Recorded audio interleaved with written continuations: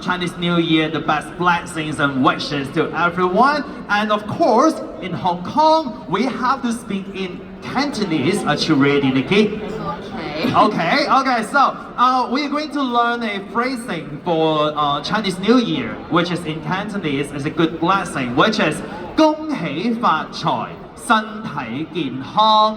Okay, now before we learn, we have to understand what does it mean. The phrase means good wealth and good health in the new year. Okay.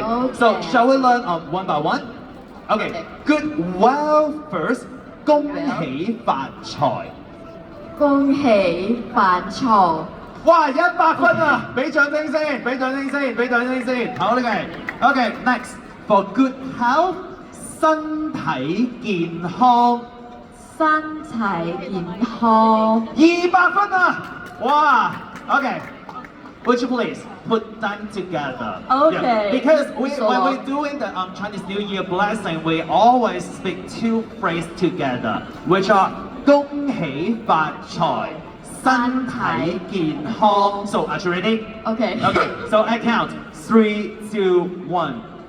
恭喜發財，身體健康。哇！300分。I'm so excited.